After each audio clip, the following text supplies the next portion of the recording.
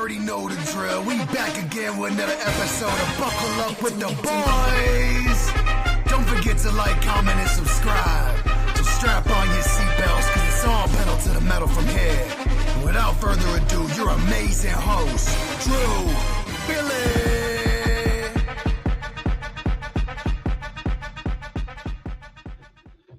Welcome back to another episode of Buckle Up with the Boys, here with your host DB and host Trevor Dinsmer. Trevor, how are you doing? Again, it's a frigid Tuesday night. Oh God, it's like -5 degrees at one point down here today. Had to shovel my car out of about 2 feet of snow yesterday. At least it felt like 2 feet of snow. And then as I got back from the gym today, somebody Pittsburgh chaired my spot that I shoveled out so nicely for them. Well, so nicely for me, but then they took it and I got pissed. So that's how I've been feeling for the last basically 3 hours. I put in all that hard work, shovel snow, and then go to the gym, by the way, only to come back and have it Pittsburgh chaired, which I'm like, I should have seen that coming. But anyway, enough about me. We have an eventful weekend of events to discuss, don't we, Bill? It's a special weekend. Special weekend. Yeah, no, lot of things going on. I'm trying to think what's going on this weekend, Trevor. Pro Bowl, I guess. Oh yeah, Pro Bowl. I never watched it. People out there watch it. I haven't watched since they changed the flag, but no, yeah, you got Pro Bowl, the skill games. I'm trying to think what else. Yeah, hockey, basketball, those are kind of in season. Hockey. And not much else really until the Super Bowl. A lot of media stuff, a lot of talking heads spouting their shit, including us. Yeah. Yearly, and of course, awards. Media day down in Santa Clara. Yeah. No, yeah. Someday the goal is we'll be on Radio Row with all those beautiful people, but from now we'll be on YouTube with you guys. But no, 2 action-packed games though that happen. The Seattle Seahawks and Los Angeles Rams, and then we'll go through the New England Patriots and the Denver Broncos game. Not much of a game, but 31-27 Seahawks win. I think Darnold showed a lot of doubters, Trevor, that he belongs. So feelings from this game. You said you watched the thing, so what did you take away from it? Yeah, watch this thing. Thankfully, I watched both these games in their entirety. For better or for worse on the AFC Championship game. But obviously, I guess we're discussing the more exciting of the turning my Wi-Fi off on my phone. Discussing the more exciting of the conference championship games this weekend, which was the third meeting between the Los Angeles Rams and Seattle Seahawks this season. They had split before, so they knew each other pretty well coming into this game, and this was a hell of a battle, man. On virtually all fronts. Hell of a passing game from both quarterbacks, 3 touchdowns from Stafford and from Darnold. Pretty similar stat lines too, 346 for on the yardage for Darnold and 374 for Stafford. Not much in the run game to speak of for Seattle, a little bit more for Los Angeles, but ultimately this game came down to some key decisions by Sean McVay late in the game. 4.5 minutes to go. Rams are driving. They encounter a 4th and 3, I think it was. They're about a 4th and short.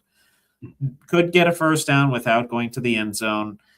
They chose to throw to the end zone and ultimately give the ball to the Seattle Seahawks. They run down some clock, punt it away, force the Rams to use all their timeouts, and then the Rams have no time left to come back and score the touchdown that they needed. Otherwise, this game was very even on both sides. And when you said Sam Darnold proved his doubters wrong, I think he already did that making this conference championship game. But the last real thing that he had to prove was, can he deliver? Can he perform at a high level in these conference championship games, in these gravitas big moments? Mm-hmm. That answer is 100% undoubtedly yes. So I give him a lot of credit for that. It does help that he has Jackson Smith and Jigba, in all likelihood, the AP Offensive Player of the Year. Right. 10 catches, 153 yards. He also caught a touchdown. Cooper Kupp assisted with another touchdown at his and 9 yards a catch, 4 for 36. And, speaking of the stars showing up, Puka Nacua, 9 for 165 and a touchdown himself. So this game was everything that we thought it would be. It was a good bit of offense, some key defensive plays, a couple turnovers here and there, some key coaching decisions gone good, some key coaching decisions gone awry, a lot of intensity, a lot of, a few scuffles here and there as well. Got division opponents. You would hopefully expect that. And I would say just an all-around fantastic game. Fantastic for the NFL following the stinker of an AFC championship. Yeah. No, and just some stats for you stat guys out there. Sam Darnold completed 5 of 11 passes under pressure for 102 yards and a career high 3 touchdowns. That across Darnold's first 2 games against the Rams this season, Darnold threw 0 touchdowns and 3 interceptions under pressure. So that in itself, Trevor, he came back strong. And that throw to Shaheed just set 51-yard bomb, I think it was, and you couldn't have handed it to him any better. That was beautiful. And I tell you, I did not end up winning money on this game. Okay. I don't think I won money on this game. I think I missed a leg in the parlay, but one of the legs was Shaheed for 20+ yards receiving. That was taken care of in the first few plays of the game. Okay, one leg that I don't have to worry about. It was dynamite. Oh yeah. Not just the stats. He was making key throws down the field, middle of the field, short. Whatever throws he had to make, he made them. But anyway. Yeah, and then the last one, Sam Darnold with a QBR of 127.8 fourth, and then Matthew Stafford 127.66 had 2 of the 6 highest passing ratings ever among QBs that attempt at least 30 passes in a conference championship game. So, gunslingers, Trevor, going at it. Yeah, classic, man. That was a classic game, classic NFC West showdown, if you will. But for a trip to go to Santa Clara and Super Bowl 60 ultimately goes to the Seattle Seahawks. That game could have easily gone either way. I was very, very close on having the Rams in the Super Bowl. Very close. And I know disappointment for Stafford, wanting to get back to another title game, maybe add another trophy to his trophy case. In all likelihood, he will anyway, winning the MVP. He's by far the odds-on favorite to win that over Drake May. But obviously, there's one trophy that everybody wants to have in their hardware, and that's a Super Bowl trophy. So Seahawks have the opportunity to do that. The Rams do not. Anyway, you have more commentary on the game? Well, yeah, no, just the presser at the end here, Devontae Adams knows English well. Yeah, on top of seeing his teammates and being a part of the Rams team losing 31-27, like we talked about against Seattle. This is the 5th time.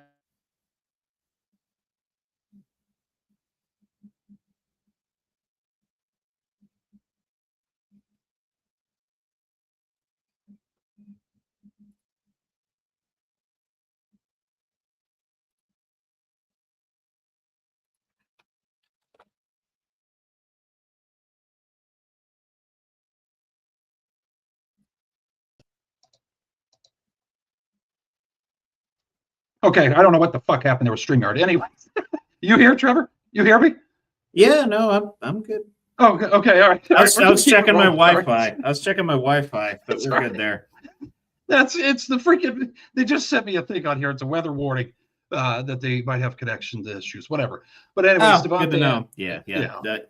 That would have been laced it over for the fucking episode. But Devontae Adams knows English well. Like I just talked about, they lost to the Seattle Seahawks. But this marks the 5th time Adams has been to the NFC Championship game. 5 times he's been on the losing end, 4 with Green Bay Packers. I guess the motion he had, Trevor, and also his time, the hourglass is running down low here. Does he ever make one?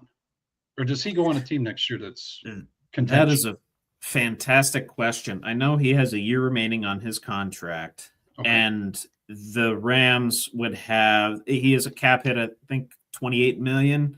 Rams would have a dead cap of $14 million, so they might actually benefit from cutting him and maybe utilizing the difference, the $14 million, for other needs elsewhere. But at the same time, you're losing the touchdown leader and the premier red zone threat that Devontae Adams, and obviously the veteran presence and everything else that he brings. So I don't know. It's a tough call if you're the Rams to bring him back or not, or maybe you trade him for some draft assets. The Lord knows what happens with that. I don't believe anything has come out on that yet, but that's going to be probably the second biggest question for the Rams going into next season. Obviously, the biggest is Stafford coming back. Yeah. There's been no indication one way or the other at the moment. So we'll see. This Rams team could look completely different next year, or they could just try and run it back, which I would not blame them for doing. They were 4 points away, a touchdown away from making the Super Bowl again. Obviously, they still got the fantastic young defense with, Fisk and what's his name? Young and who's the guy? Jared Verse. A strong secondary. They got a good all-around team. They got a great all-around team. It's just so happened that they ran into the one better all-around team than them in the NFL. Yeah, so right. I will. I'll give them their due for getting at least this far. Yeah. Like I said, if I'm the Rams, I try and run it back. I try and bring Stafford back. I bring Adams back. Maybe you'll get the benefit of a different schedule next year. Maybe you'll run into a different Seattle team that has a Super Bowl hangover, depending on where you have them in your season. So, yeah, it's a lot of uncertainty for the Rams going forward. But I trust that McVay and the brass will handle things with the utmost care and attentiveness. Hell yeah. No, but swinging over to the other conference game here, New England Patriots against the Denver Broncos. Patriots victorious 10-7. Yeah, the elements were brutal as hell. There was a lot of questionable going for it on fourth down because you didn't want to kick in the wind. Then we saw a kick that goes completely, to the side. Yeah, you watch it; it looks good, and then the wind takes it away. But I guess Drake May, Mike Vrabel, we have a dynasty on our hands potentially here. Feelings from this? It's possible. I know. I don't fucking. There's a lot that has to happen for that to happen. Right. Yeah. I mean, the trope now is we wanted the Chiefs dynasty to go away so bad we brought back the Pats dynasty. It's like, okay, great. And I think the football gods heard me when I said, okay, maybe we bring back the Pats dynasty because I'm getting sick of the Chiefs. Yeah. I don't know. I don't know. But anyway, did you have thoughts on the game before I just dispel ugly. mine or ugly? Jarrett Stidham. I don't know what people were expecting.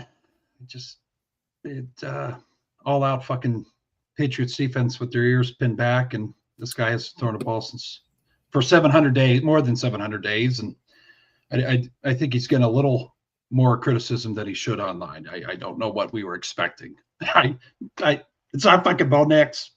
I don't know. Yeah, that's just my feeling from it. Yeah, the two biggest things that I kind of got from that game was, even though we expected Jarrett Stidham to maybe not necessarily run the ball, he still had 23 yards rushing on 4 attempts. Yeah. So he made some plays with his feet, but obviously much less dynamic than Bo Nix and much less unpredictable.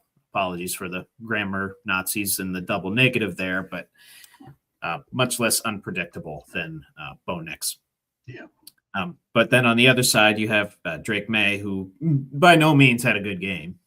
He had 86 yards and he had 65 yards rushing, which was big time. And a lot of those coming on key downs, third downs, fourth downs. So I give Drake May his due. He made the plays to win the game. In a 10-7, what'd you call it? Slobber knocker, slugfest, misery. I don't know what you would call brutal. It was just a brutal game. Yeah, brutal game to watch. Stidham looked good early, led the Broncos down. I think it was either on their first or second drive with the touchdown, and then They have the chance to go up 10-0. Yeah. Sean Payton gets a little too ballsy, Yeah. goes for it on 4th and short, did not work out. And lo and behold, Patriots score 10 in between the second and third quarter and end up taking the cake once the weather turned against the Denver faithful. Yeah. So, bummer, big bummer for Denver. And big ups for the Patriots. And dare I say, the Mickey Mouse narrative of them potentially winning the most Mickey Mouse Super Bowl of all time, it's still there. Oh, yeah. It's still there. Yeah. The schedule that y'all had, the circumstances that surrounded these playoffs, not only did you lose the opponent's starting quarterback, but then the weather just turned ghostly white, shit ton of snow. Oh, and lo and behold, the other guy's quarterback can't throw deep because he can't tell what's snow and what's one of your defenders. Because you're wearing white jerseys. It all just went right for the Patriots again. Yeah. And it's painful. It fucking sucks. But as much as a cupcake schedule they had, the Patriots have averaged 18 points per game this postseason, the fewest by any team to make the Super Bowl since 1979. Rams, there's a plow going past. You guys hear that? Apologize. 1979. Loud and clear. 1979 Rams that averaged 15 points. So I don't know. This is going to be interesting, and I know you guys are probably going to want us to talk about the Super Bowl, but we're going to save that a little more for next week, right, Trevor? Right? Correct. Yeah, we're going to have. I would a Super Bowl themed is that, as well as some betting props with our what's more likely selections. Yeah. So that'll be fun. Yeah. That'll be fun. We can allude to it as we go throughout the show, but we will have dedicated segments and topics to discuss next week. Hell yeah. But you see what me and Trevor are wearing right now. Some say we're biased at times, but God, we just love our Pittsburgh Steelers. But the Pittsburgh Steelers filled their coaching vacancy by tabbing a coach with a recognizable name and plenty of experience, not known by the Steelers to do in past. Experience of 18 years as a head coach and 6 more as an offensive coordinator. This was sold by the Steelers on Mike McCarthy. So initial feelings, presser, all that. What do we want to go here first? Well, I'll start with this. Okay. I made a New Year's resolution. Well, one of my New Year's resolutions was to only drink on special occasions and on weekends. Yeah. And if you noticed on the show, for a long time, I usually had a beverage or two in my hand as we were going throughout the show. Yep. That hasn't happened recently. That's because of that New Year's resolution. But this is, however, a very special occasion. As such, crack a cold one with y'all. Little Miller Lite pint, if you will, a Pittsburgh favorite. The only way this could get more Pittsburgh is if this was an icy light. Yeah. I bought these for the UFC event over the weekend. Oh, very nice. Yeah. Had some, thankfully, left over for our podcast here today. Yes. So I'll kind of dispel my thoughts on it chronologically, as I've done with these coaching decisions with my teams recently. Found out this news on social media first on I think it was Friday that this happened. Saturday might have been Saturday morning. Friday, whenever it happened. I can't remember what I ate for breakfast, folks. You think I can remember days? No. But whenever I found out this news on social media, immediately my phone it starts buzzing. I'm texting people. People are texting me. I'm DMing people. People DMing me. Like, holy crap! What the fuck? What's going on here? And actually, no, it was Friday because I remember going to the gym right after the fact. Okay. Yeah. So naturally, phone starts buzzing. People are reacting. I'm getting other people's reactions. And the reception in Pittsburgh, largely negative in relation to the Mike McCarthy hire, viewed as a very lateral hire and, if not somewhat of a nepotistic and very rushed hire. It's kind of my 2-sentence synopsis for that. Yeah. But yeah, I mean, yeah, you are exchanging a Mike for a Mike. If you look at their resumes, pretty similar. Mike Tomlin's 8-12 in the playoffs. McCarthy's 11-11. They each have a Super Bowl apiece. Basically coached for the same amount of seasons. One in Green Bay and Dallas, one in Pittsburgh. Pretty similar regular season records. So yeah, in a lot of ways, you're trading a Mike Tomlin, a defensive Mike Tomlin, for an offensive Mike Tomlin. Yep. And I had kind of the same feeling. I thought we were going to go younger. I thought we were going to go maybe Chris Shula or that Rams pass game coordinator. Apparently, the Steelers weren't interested in how analytical those guys were. I don't, we're not a very analytical organization, at least from a top-down perspective. Art II doesn't seem to fully buy into that as much as a lot of other organizations do, for better or for worse. But, of course, that's the type of coach the Steelers had in mind. Then they kind of go against the grain with that, bringing in Mike McCarthy. So I initially had had that same thought. Like, we're just exchanging a Mike Tomlin for a different Mike Tomlin. I will say today, though, during his introductory press conference, Mike McCarthy, bang-up job. Great. Knocked it out of the freaking park. I was looking on social media and in the Pittsburgh community, swayed a good bit of people. Oh, There's still a lot of folks out there that are staying, steadfast in their opinions and still saying, hey, this is he talks a good game, but are the results going to be there? It's probably going to be pretty similar with the makeup of the roster and everything else that's going on within the organization. But I will say, bang up job with the introductory press conference. Got very emotional with that too. I'll let you give your thoughts on the initial reaction, and then we can dissect his press conference, because I have a lot of notes in pertaining to that. I was shocked. I thought it was going to be. I know the Rams were going through the playoff run, so I didn't think it was going to be. I saw Steelers come up on the phone, so I didn't know. Okay, fuck. We hired somebody, but I don't know who. So now looking back, they said Chris Shula bombed the interview. That's from some source in the Pittsburgh organization. I don't know where that came from, but I've seen it in a couple places. But initially, we broke the mold here. We didn't go young. We didn't go defense. Correct. We didn't pull him from another staff. Trevor, correct. He was at home. Took a year off.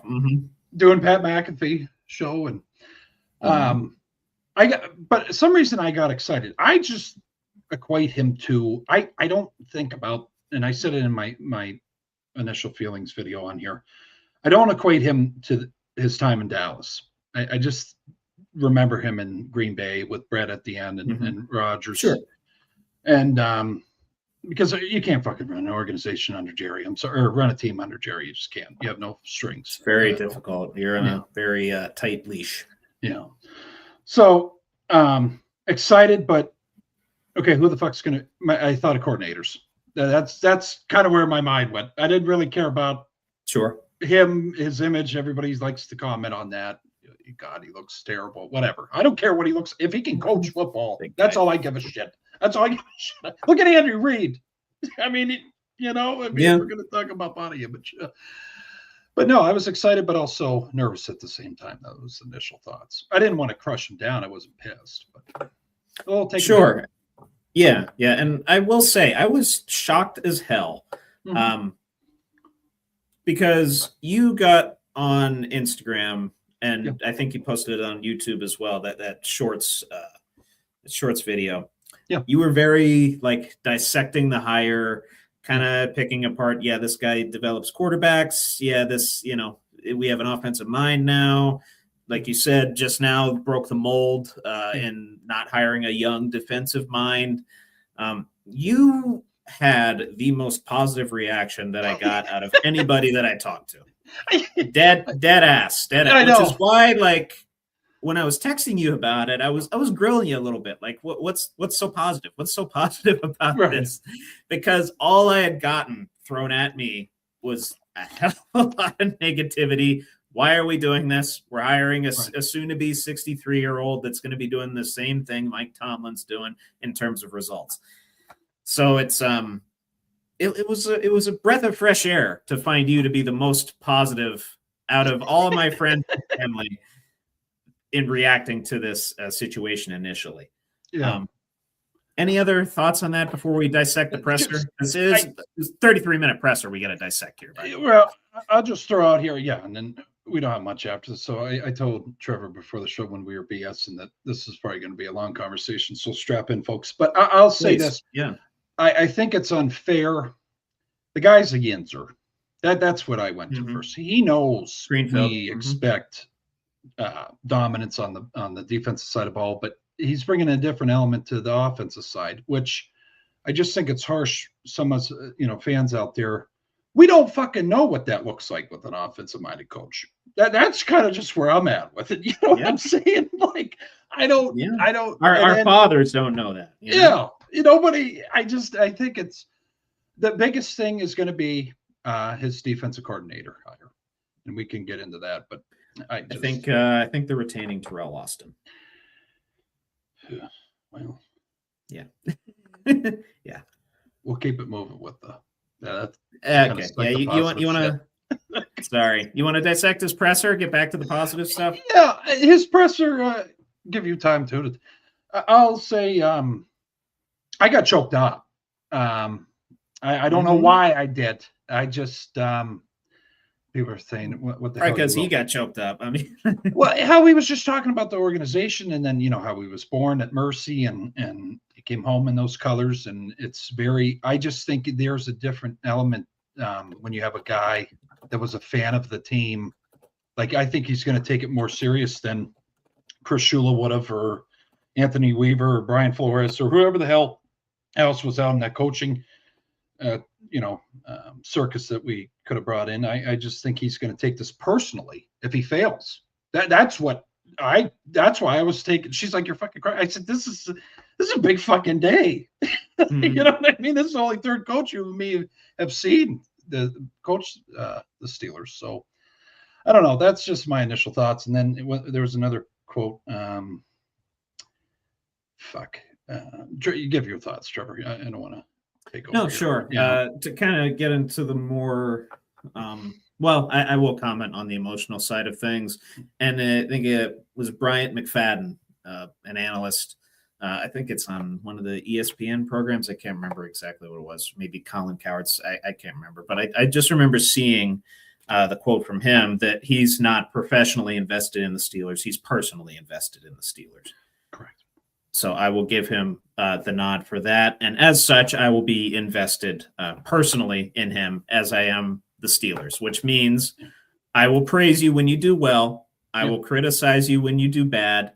I will ream your ass out when you make a horrible decision. Mm-hmm. But if you get results, I will bow down to you in your greatness, I guess. Yeah. So that I will say on the emotional side of things, on top of him getting choked up and talking about idolizing Chuck Noll and growing up in Pittsburgh and returning home and all that sappy good stuff that everyone likes. Mm-hmm. On the more analytical side, there were some softball questions. Typical Steelers media threw up there, like, "Oh, how'd you like the calling your mom and dad after that?" I'm like, "Thanks, Teresa Varley. Yeah, that's nice lady, but toss it up nice for him."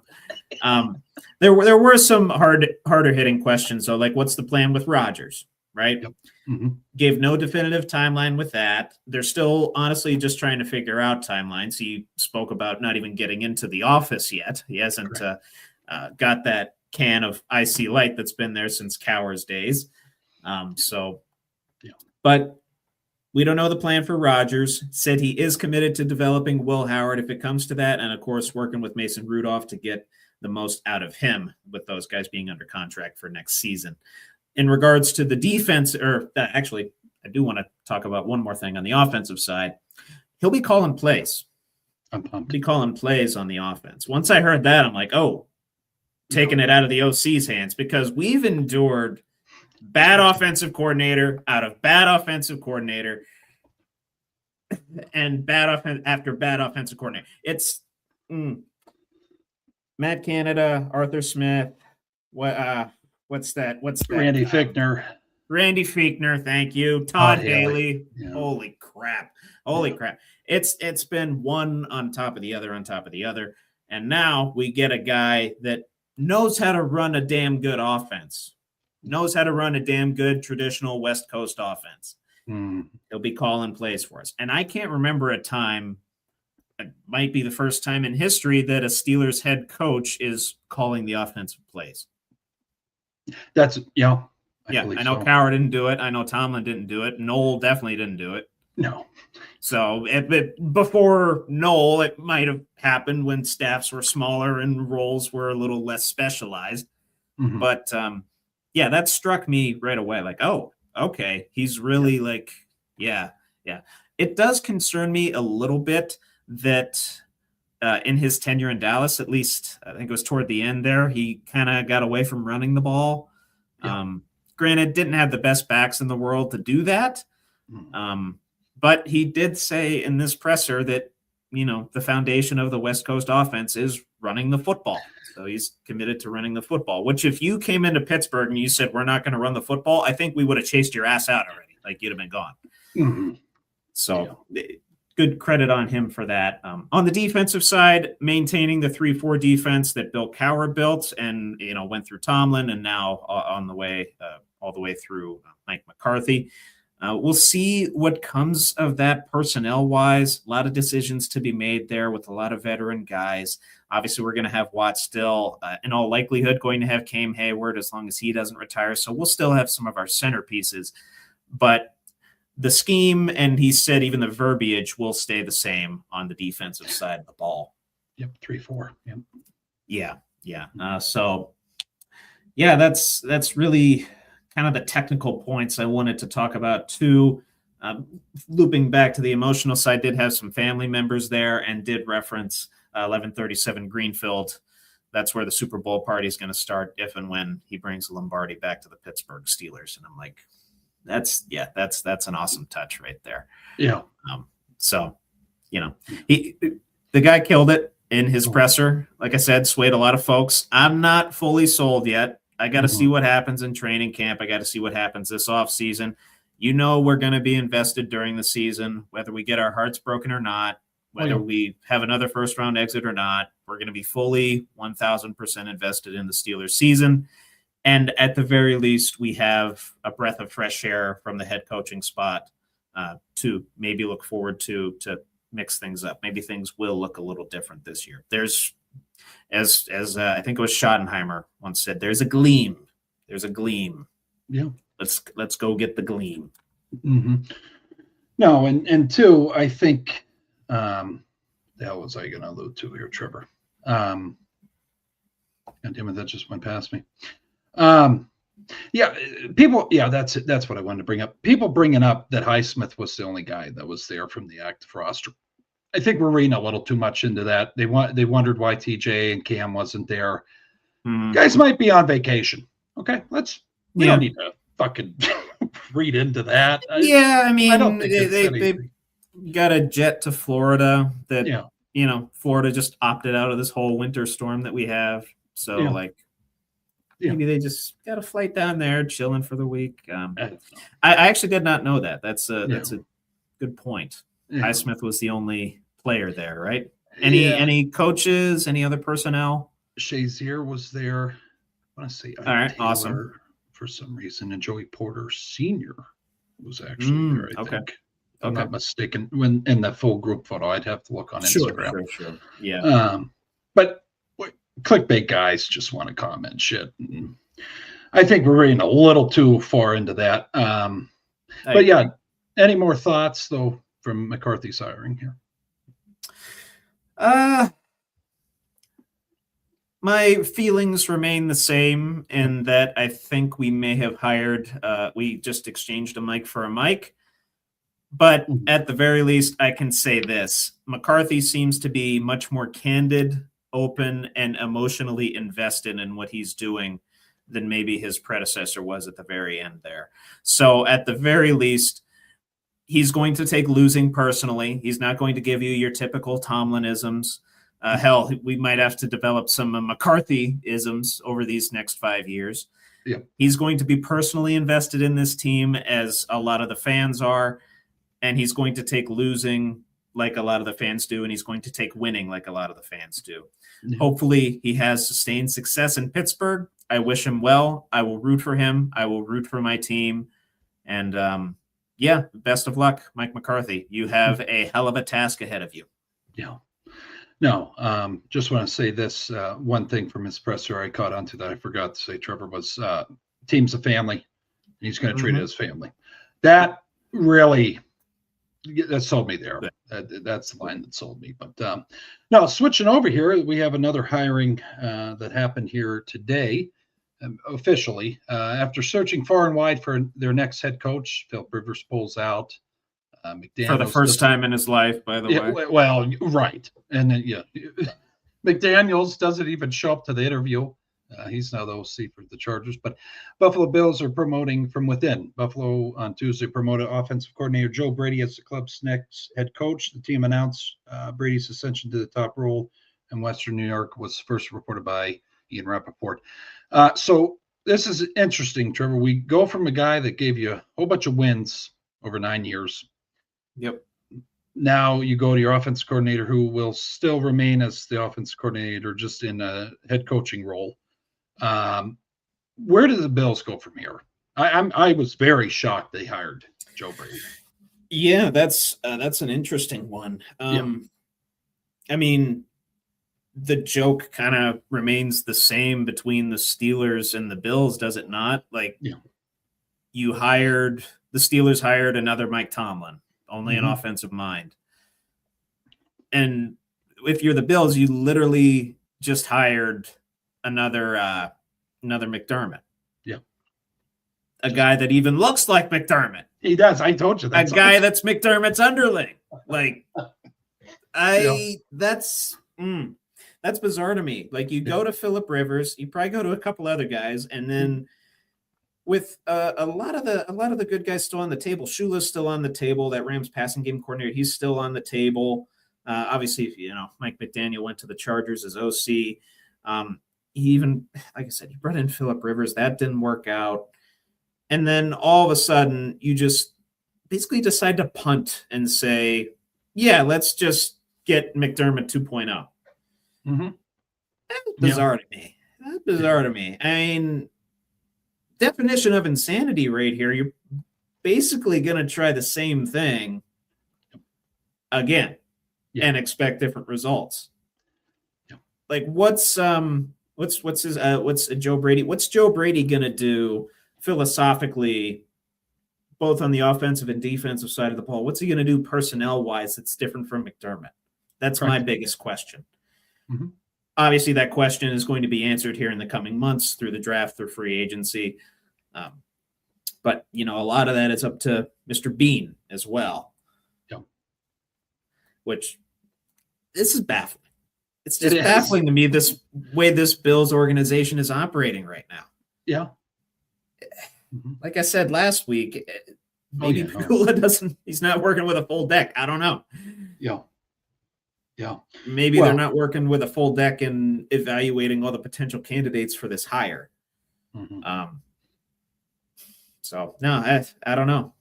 We're down to three teams that need coaches now: Vegas, Arizona, and Cleveland. Mm-hmm. Which we'll be talking about the Cleveland situation later in the show. Stay tuned.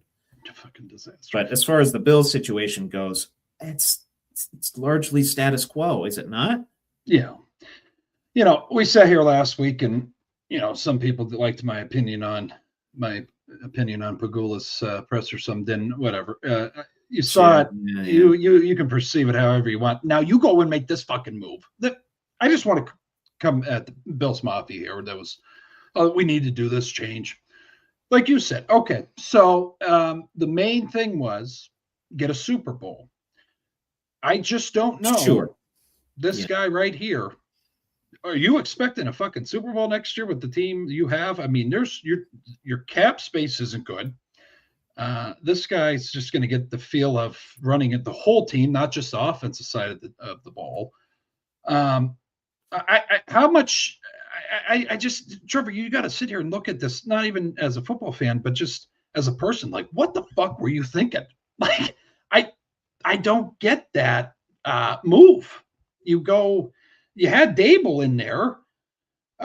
Him and Josh had a great rapport. I know they didn't look good in New York, for the some people call them New Jersey Giants because they play in New Jersey, but New York Giants. Yeah. East Rutherford, yeah. But he made Josh Allen who Josh Allen is now. He gave him the confidence. He gave him the tools to offense. And I think Brady took some of that from Dable and spiced it up a little more in a bowl. And you're seeing it now. But you got to get weapons for Josh. This shit's not going to work. I don't care who your head coach is. Hey, that's on me. To that. Yeah, that's on me. Amen to that. Mm-hmm. So when I saw that today, I said, what the, like you just said, okay, McDermott, you take him out.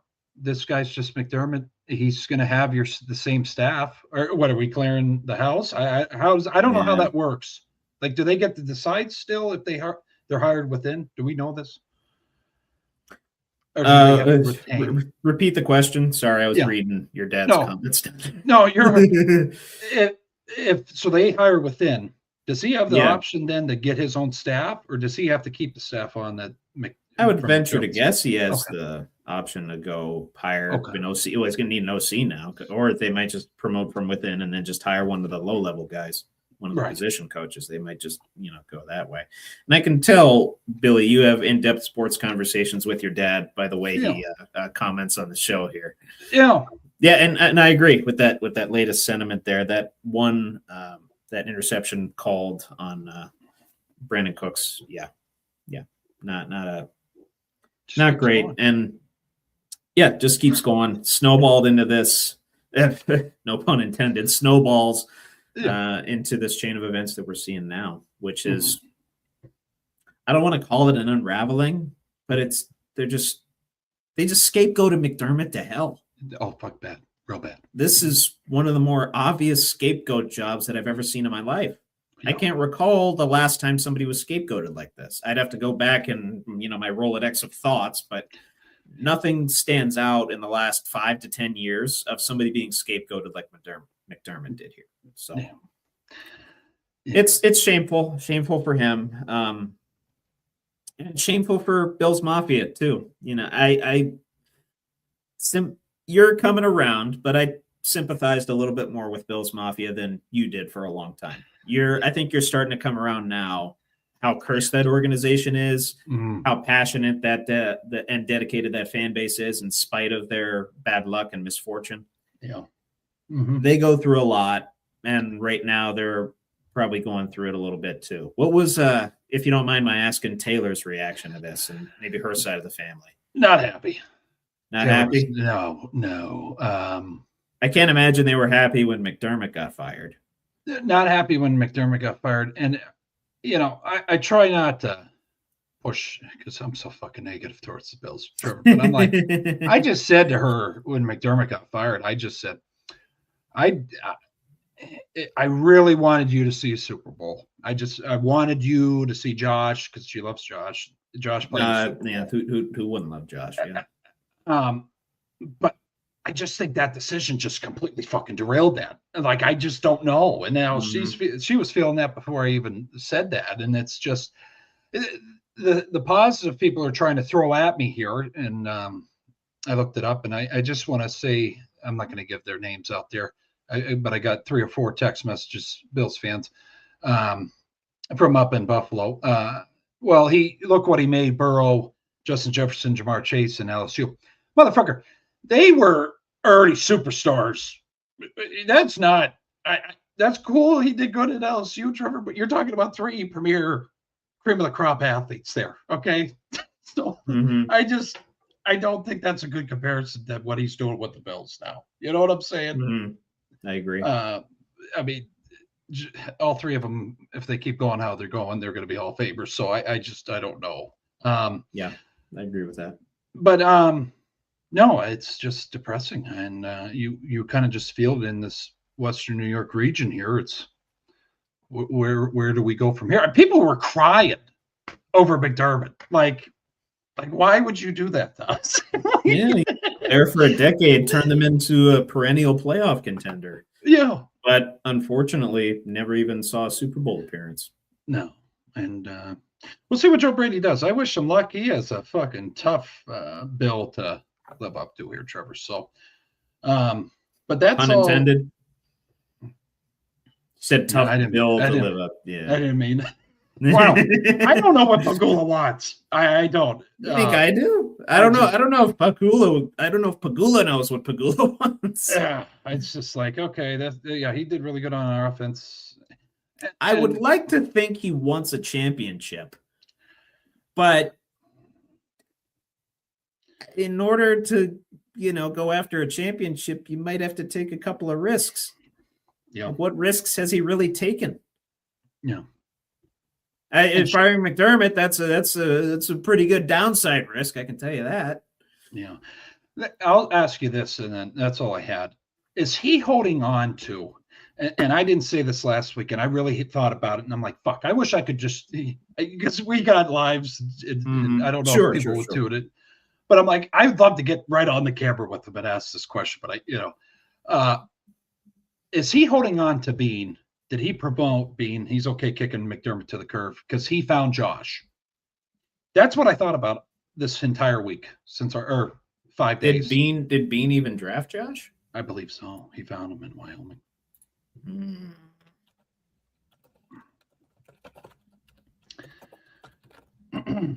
Let me see. Okay. Yeah. Okay. Yeah, you were correct.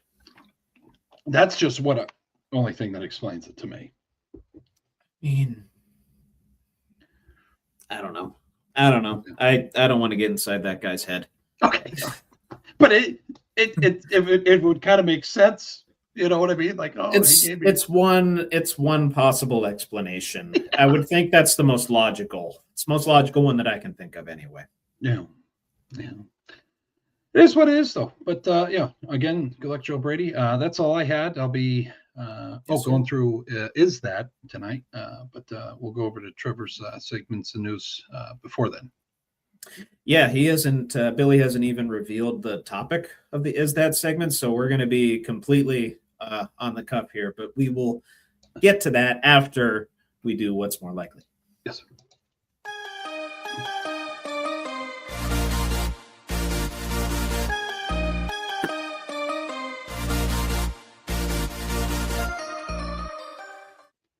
Welcome to this week's edition of What's More Likely with Trevor Dinsmore.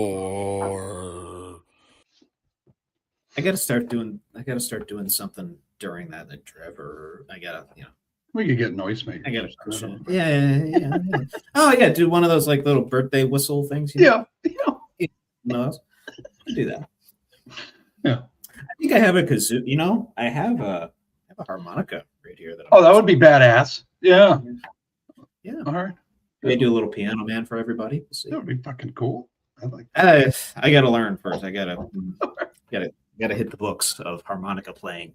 Yeah. But anyway, getting right off the topic of talking about Mike McCarthy and Joe Brady, I have a question pertaining to that. Oh, very good. More likely that the Mike McCarthy era in Pittsburgh lasts beyond his 5-year deal, or that Joe Brady, new head coach of the Buffalo Bills, leads the Bills to a Super Bowl appearance within his 5-year deal.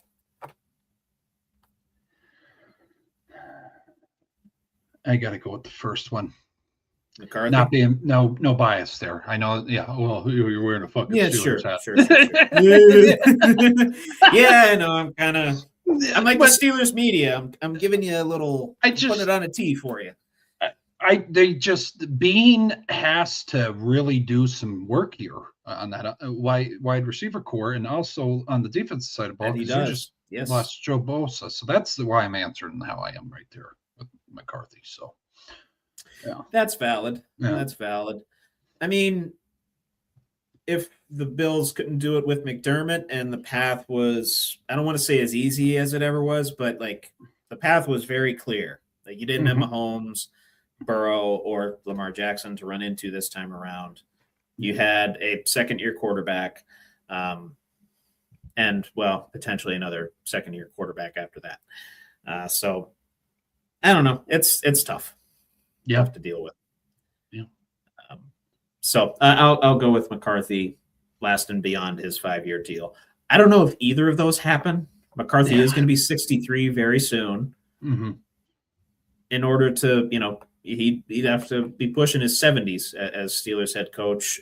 Not only that, likely have some playoff results, if not a Super Bowl, that would extend his tenure beyond that 5 years. Mm-hmm.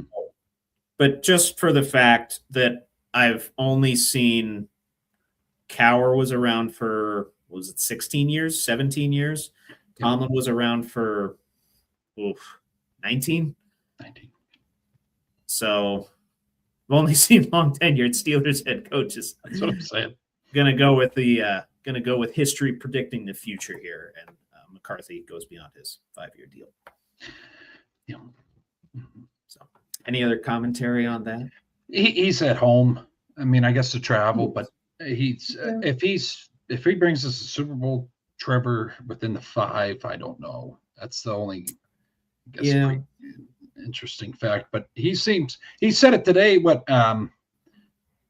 said it back to the reporter, something about dog years.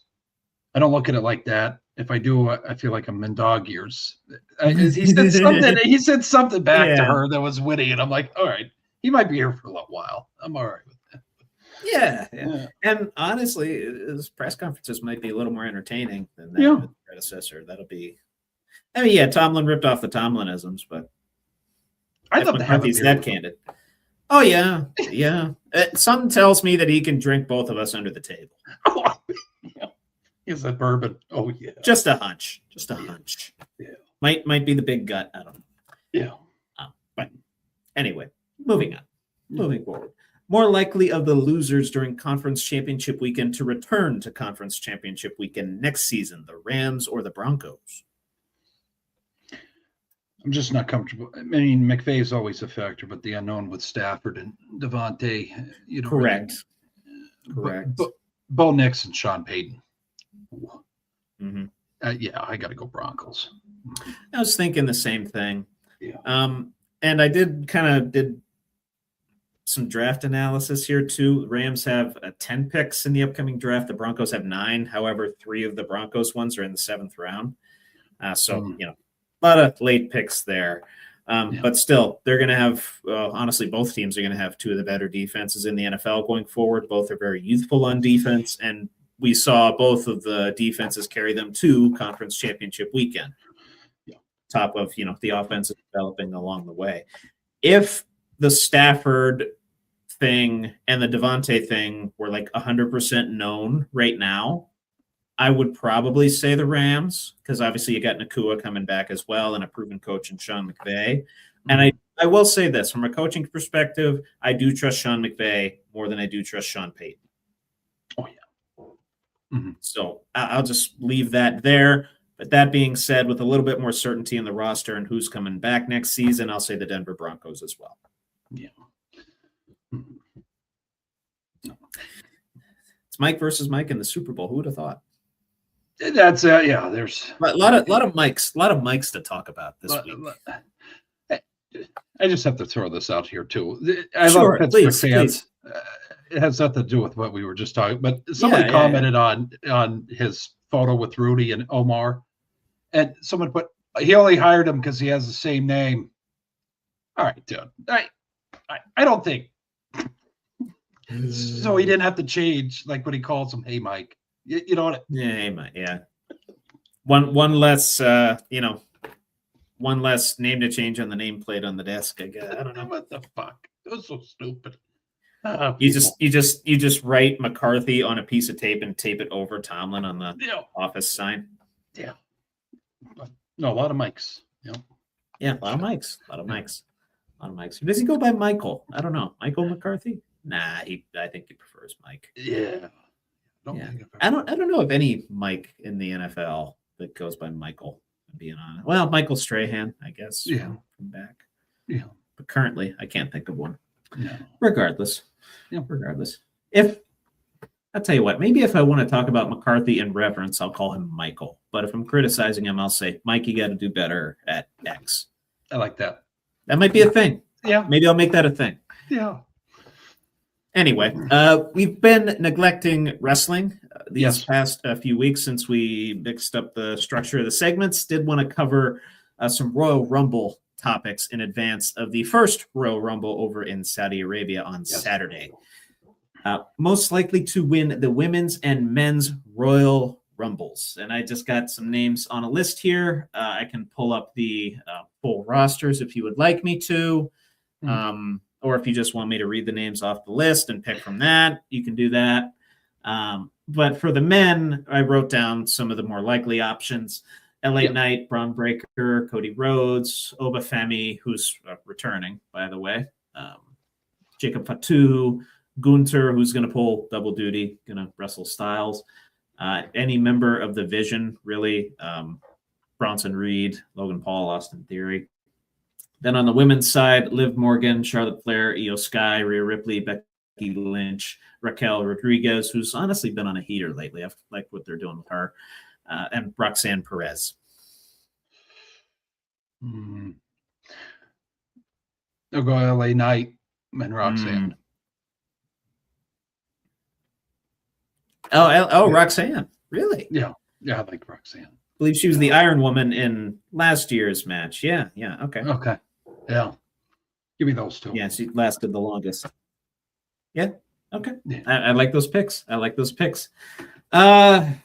Honestly, I was thinking LA Knight for the men's side as well. Either him or if they just want to keep Gunther on his tear, maybe have him win it because not too long ago he was the Iron Man in that Royal Rumble, 2023 Royal Rumble match. So maybe build his stock quite a bit. I think that would make some sense.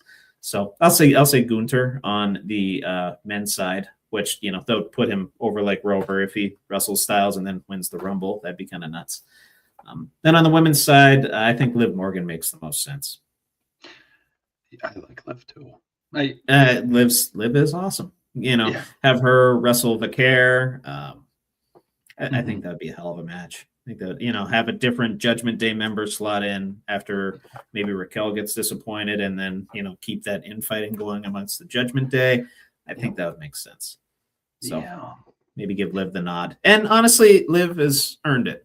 She's been phenomenal in her time with WWE, one of the more entertaining women on the roster. And obviously, you've looked at her. So easy on the eyes, if you will. Yeah, no. And the one, I still go back. I love Io. She's fucking. Oh, she's great. She's crazy. Yeah. I love that. I love that. High flying. It's awesome. Love it. Mm-hmm. It's good shit. Yeah. Yeah, that could be another one. I wouldn't mind that. Yeah. So, all right. Good stuff there. Yeah. So, some potential big returns coming in this Royal Rumble season. Did want to list out a few for you and see which one was most likely among these four. Or is it five? Four. I can do math. Four. I'm going to count. I can do math. Among these four. Most likely to return during the men's Royal Rumble match. Chris Jericho, Seth Rollins, Brock Lesnar, or Omos. Nostalgic reasons, Chris Jericho. That would be fucking awesome. Yeah. The Saudis do like the 2000s guys a lot. They do. It's the reason why they brought back Undertaker, Kane, and DX for that match. Goldberg goes over there a bit. Lesnar's been over there, I believe. Okay. Yeah. Jericho makes sense. With a caveat, though, Trevor, he has to come out to Y2K. Yeah, probably. Okay. I don't think he's going to come out with Judas, even though that's his song. That would be cool. Yeah. That would be cool. And, maybe you get a whole arena of Saudis singing Judas in Judas, Yeah. But, you probably got to go for the nostalgia pop, break the walls down. Yeah. It's one of the better theme songs ever. Yeah. One of the best debuts ever. One Yeah. of the better characters that I've ever watched. One of the best workers that I've ever watched. So that'd be very cool. Not sure when I'd like to see him come out though. Probably at like number 24, maybe like early 20s. Give him some ring action, but with some of the heavy hitters still left to go. Mm-hmm. So no, I'm all for Chris Jericho coming back. Almas too. Almas would be kind of cool. He's a big boy. I like it. Big boy. That's kind of what I'm getting at. Yeah. Can toss people all over. Oh yeah. Plus he had that moment with that freaking midget in AAA. Well, the AAA Microman. That's what it was. Yeah. Yes. Yeah. Which Microman's like not even as high as my desk here. That's funny. Good. Yeah. Good stuff. That's all I got for what's more likely, Bill. Looking forward to doing Is That here. So yeah, I'll let you run the drop here and reveal the topic to me.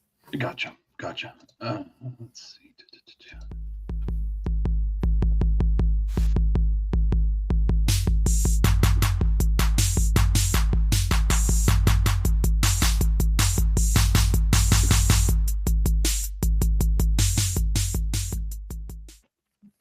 Is it what? Is it who? Is it he? Who's it? Who? They? She? What? I don't know. What is it? Is that?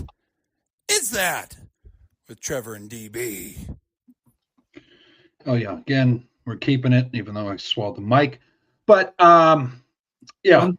One thing I did notice before you get started, it says with Trevor Dinsmore during the drop. So I wonder if we want to change that. Oh shit! Yeah, I can switch that.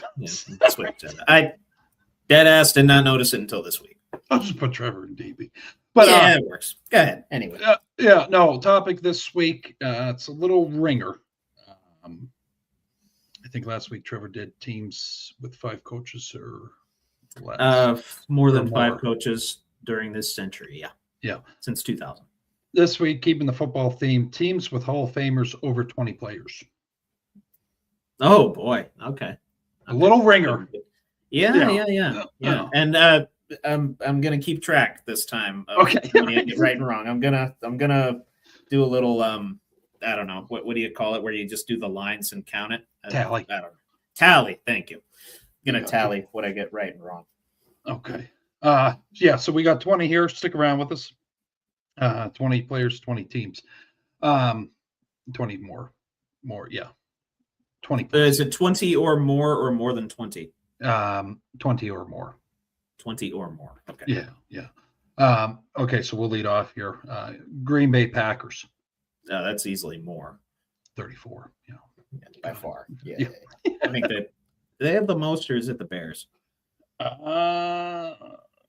That is, I think they do. Yeah. Okay. Yeah. I didn't put the Pittsburgh. Yeah. Pittsburgh Steelers. See, that one's a little tricky. It is hard. Yeah. That one's a little tricky because you basically have no one other than maybe like Ernie Stoutner. Mm-hmm. Then maybe a couple other guys from pre-1970. And you have some guys like in the waiting. Yeah. Right? The most obvious one being Big Ben. So the Packers have 34. Yep. I'll say that. I say they're still at 20. I think they're like close to 20. I'm going to say like 21-ish. More 30. They have 30. Holy fuck. All right, cool. I didn't even know my team that well. All right, cool. Awesome. Let's see here. New Orleans Saints. They don't have 20. No way. No, 10. No way. 10. Yeah. Archie. Is Breeze in there yet? I don't think he's in there. He should be. I thought he was. Maybe he was. Yeah. I'd love to listen to his Hall of Fame speech. I could, Oh, that'd be awesome. I'll have to look that up after this segment's done. Is Drew Brees in the Hall of Fame? Yeah. If not, it's a crime. I'm foggy on it for some reason. But anyway, continue. Kansas City Chiefs. Ooh, they've been good for a while. Well, they were good during the Len Dawson era.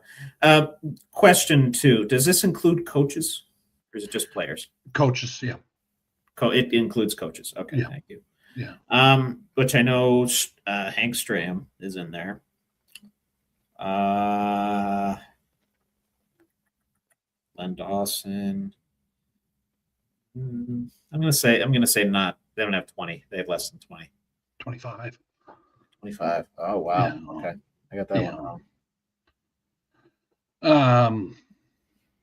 Let's see here. Los Angeles Rams. Oh shit. That's another good one. Because they weren't in existence forever either. Yeah. And they've been good in like stints. Yes. But like long-term sustained greatness. I don't think so. I'm going to say less than 20. 27. Jeez. Yeah. All right. Well, I'm 3 for 5 so far. See, where I struggled with this, like you don't say when they were in St. Louis, I forget about that whole fucking. Yeah. Right. Did not differentiate necessarily. I mean, I thought of the greatest show on turf. Yeah. Obviously. Yeah. When I was going through this, I'm like the teams that moved. I'm like, oh fuck yeah, I forgot they were. So real quick, go through those first 5 again. Packers had 34. Steelers. I got that right. Steelers had 30. Yeah. Saints had 10. I got that right. Chiefs had 25.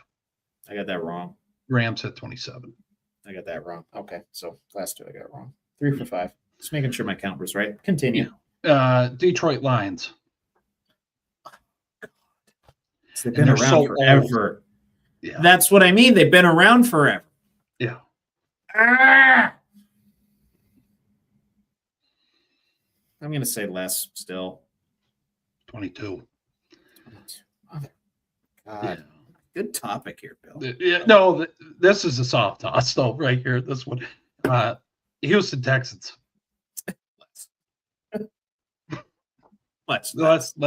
A 1. They probably have like, I was going to say they might have like 3. Can you? I want to see if you can name. Oh, name the one wide receiver. Oh, I was thinking like Brian Cushing, honestly. Played with Matt Schaub. Andre Johnson. Yep.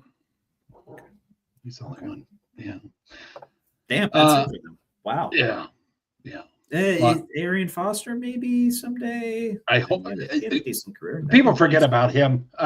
He was. Let's get Cushing in there too. Brian Cushing was awesome. Yeah. Might not have. I'd have to look and see if he has the stats, but get Cushing in there too. Get a couple more Texans. Yeah. Anyway. Just how they had it wrote on here. I don't know why the Hall of Fame did it like this, but San Diego / Los Angeles Chargers. Oh, they have more than 20 for sure. 15. Oh, 15? No shit. Yeah. Because I was thinking during the Coryell days, he had Fouts, Winslow, obviously Coryell. I mean, Rivers will get in there. Sayao. Yeah, LT. I mean, I guess. Yeah, LT. Okay. All right. Yeah. I stand corrected. 4-4 so far. Yeah. Stop me on this one. Miami Dolphins. Probably a lot during Don Shula's time.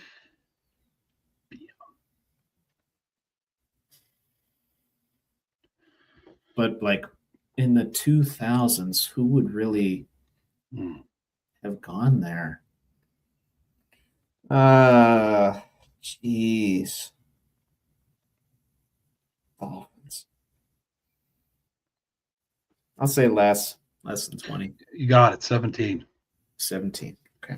And I want to say, don't quote me on this, folks. I'm just going off the fucking cuff here. Jason Taylor is the only one I think of that was worthwhile. Well, you got the olden days, Zonka and Greasy and Chula, those types. I mean, new era. New era. Yeah. I can't think of anybody. No offense to the Dolphins.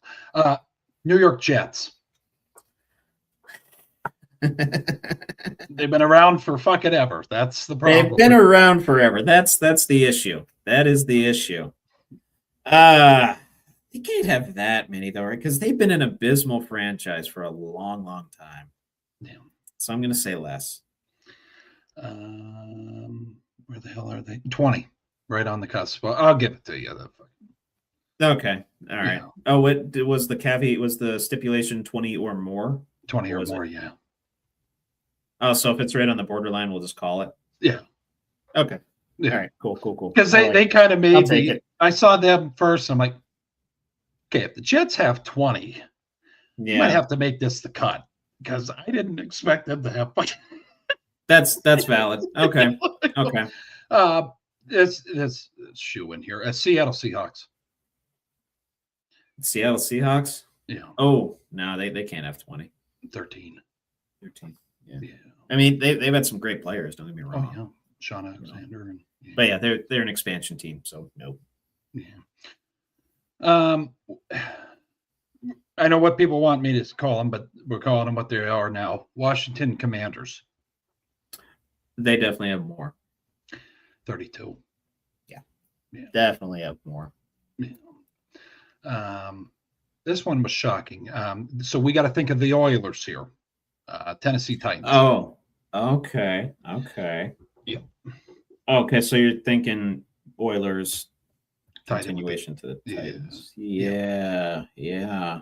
Oh, because they had some really good guys in the 70s. Campbell and Honestly, in the 80s too. Pastorini. I don't know if Pastorini's in there, but pretty sure Bum Phillips is in there. Pretty sure. It's a good one. I'm gonna say more. 17, which I was 17. shocked Okay, so just slightly low. Low. San Francisco 49ers. Oh, more easily. 29. Yeah. Minnesota Vikings. More. 22. Oh, yeah. Not by much. Oh, wow. No. Okay. I was a little too confident in that. Because you think of the I'm- old days, like Yeah, I'm thinking of Yeah. Tarkenton, the fearsome foursome, or no, they're not the fearsome foursome, the purple people eaters. Purple people eaters. Those guys back in the day. So yeah. Jacksonville Jaguars. No, much less. Yeah. 1. Okay. Yeah. Tony Boselli. I believe he's. I couldn't have even told you who that guy. Okay, left tackle. Yeah, That makes yeah. sense. They put them all over the fucking. I'm like, all right. Sure. Yeah. He's your Hall of I Famer, love but that. he's a lineman. But what? Denver Broncos. This number shocked me. Oh, yeah. I mean, the Denver Broncos have had a lot of good players, man. Especially during that Elway era, he made a lot of receivers, running backs look good. They've historically had a pretty solid defense. So I'm going to say more. Less at 15. Really? I was very shocked. Wow. Very shocked. Okay. And this another organization, their number even shocked me even more.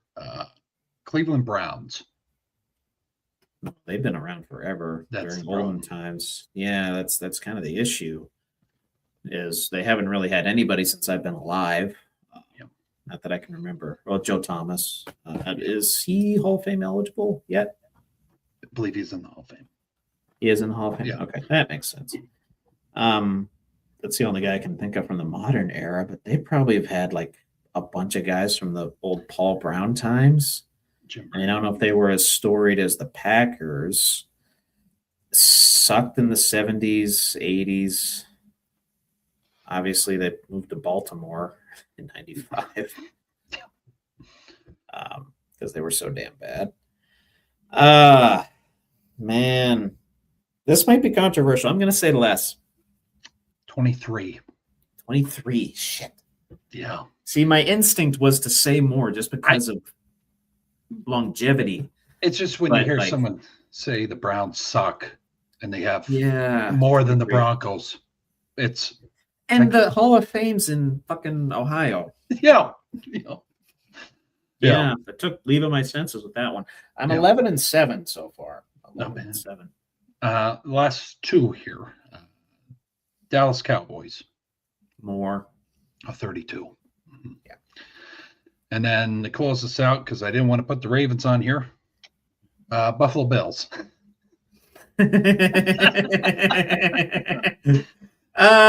See, this is the thing. They were an AFL team too, That's the and they other got thing. merged in. They still have a long story. I'm going to say slightly more, like 21 or 22. 12. Wow, shit. Yeah, and if you think about it, and no offense to Bills fan, most of it came. I mean, Jim Kelly, Andre Reed from that team in the 90s. That's what I mean. I was thinking they had enough there, especially with the OJ. coach too. OJ from back in the day. I thought maybe a couple other guys, maybe like offensive linemen from back then, got in there. Yeah, but no. Oh God, 12-8. Ugh. Yeah, I got to beef up on my Hall of Fame knowledge. If you would have asked me this, Trevor, I would have done shittier. I did some of this, some of this didn't make. I was like, I'm going through this, and I'm like, fuck, maybe I got to redo this because this doesn't make any sense to me. When I look at how shitty these guys are now, and then I was going to say, time. Like the stuff that we did in the last few weeks was all pretty modern, right? This is testing essentially all of history all the way back. So it's like, I mean, yes, there's obvious ones like, the Bears, more, Packers, more. But then there's the non-obvious ones, like you said, the Tennessee Titans and the Houston Oilers going back. Now I'm intrigued. Do the Colts have more? I would think they're around there. Do you have the list up? I want to. That's one team that I want to know. Yeah, Hall of Famers. They have 20 members, Trevor. With 20 exactly. Yeah, with the Baltimore and Indianapolis. Back in the United States. Yeah. One that shocked me there was the Jets. And I think you said they had 20. You said they had 20 on the dot, and you actually gave me that one. So I mean, I'll take the right answer, but. Yeah, man, the Jets had 20 Hall of Famers. Yeah, 20 Hall of Famers, and jeez, man, I think a Namath, and pretty much from there, Gastineau. I'm not playing Corbett's in there. I don't know if you have any coaches in there. Curtis Martin. Maybe. Yeah, I gotta beef up on my Hall of Fame knowledge. I just, and that's a sad thing. People. I forget when I was doing this and I saw the Texans, I totally forgot about the Oilers. I knew that was a thing, but I just the Titans. The Titans. I totally forgot that was a thing. Then Houston Texans came about.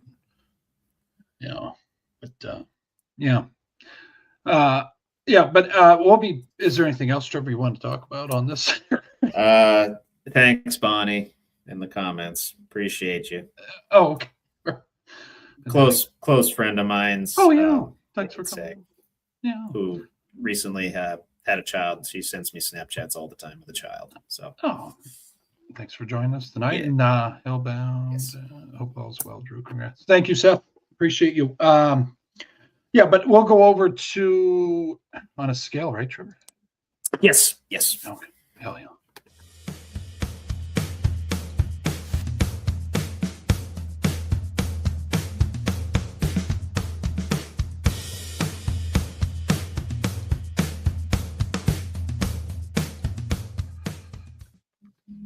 This week's edition of On a Scale of 1 to 10, Are They Fucked? How fucked are they? With Trevor Dinsmore.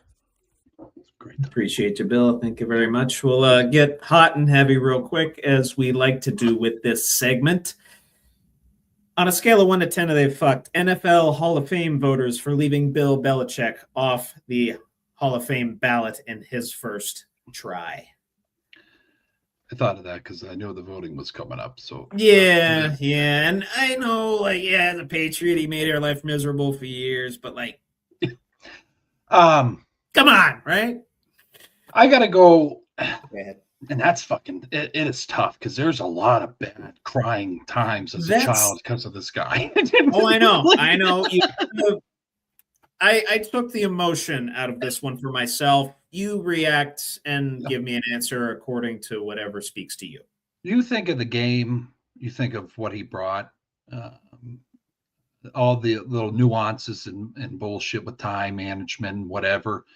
The guys use nowadays. McVay's, I think, a master of that shit. So I got to go 9. I think he's well worth. I don't know how he's not first ballot, and the only reason he's 9 is because the trauma. Yeah, no, I got that. I Yep. understand. Yep. So you had that little hint of trauma that prevented you from a 10. Yeah. I'm going to put that to the side and put that at a full 10.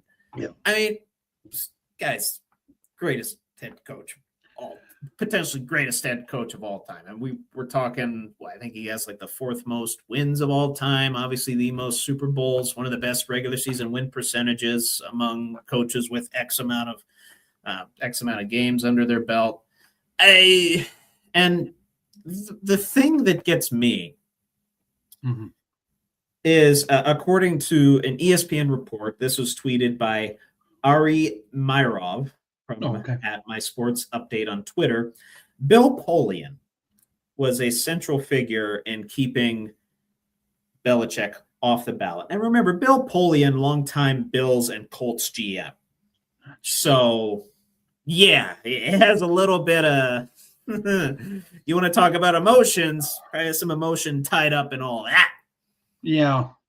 So, I guess. Yeah, that's it's a little off for me. And the guy that has the most Super Bowls in history, 6. He has 6 of them. 2 more than Noel. I know. Yep. Hurts. But it's a shoe-in. I don't know how that's not a thing. Really. I'll post this to the viewers out there, just from outsider looking in to the haters of Belichick. Did the scandals, the hysteria, the drama? Yeah, Polian brought up Spygate and Deflategate.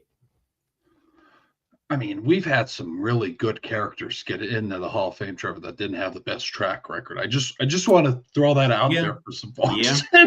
Like, if we're gonna, and to correct myself, by the way, Belichick 3rd all-time in wins, behind only Don Shula, George Halas.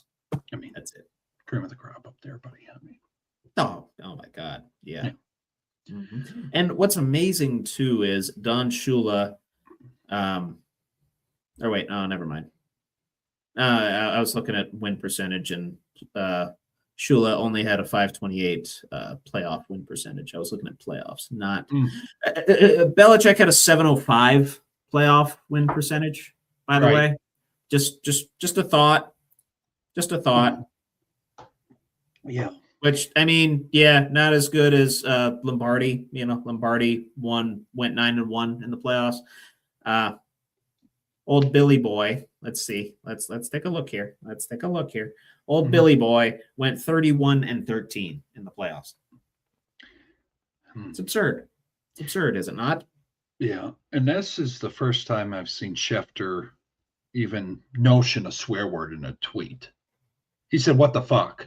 Or he said WTF. I don't want to misquote him there. He said WTF. Sure. How is this? The acronym? Yes. Yeah. That's valid. How's this even happening? Like, for him to even go, I've never seen him even notion a swear word on their trip. So that kind of puts it in this is a magnitude decision that I don't know. I want an explanation, because now I'm a little nervous about Ben. I'm nervous about some people out there. It was breaking at like 6:40 is when I found this out. So I didn't have a lot of time to diagnose. But that's the only reason that I've seen so far was Bill Polian's input on Spygate, Deflategate. I think he used the words penance for Spygate. Like he gets a 1 year, he can wait a year. Well, I would have rather you take a Super Bowl than if we're going to do that. I mean, that's where Polian's going. Like, he's treated like the Astros. You know what I'm saying? Though, Trevor? Like, well, yes, yeah. That's how he's acting about it. Jesus. I mean, University of Michigan too. Oh yeah, what the fuck? Yeah, Polian. I mean, there's been other. This isn't the first guy here, right? Well, I mean, even if you take away, even if you take away a Super Bowl, he still has the most Super Bowls. He would have 5. Right. He still has more than Noel. So I think you got to let the people have their thought on. I mean, Warren Sapp's in the fucking Hall of Fame. I mean, people want to talk about his life and what he's about. Yeah, I mean, I don't know. I think that's more character, and you're pushing that a little too much, more than what he produced. Yeah, there's scandal with it. I'll say that till I die, but yeah, I don't know. He won. You didn't catch him, Goodell, or the guy before him. Forget his name. God bless his soul.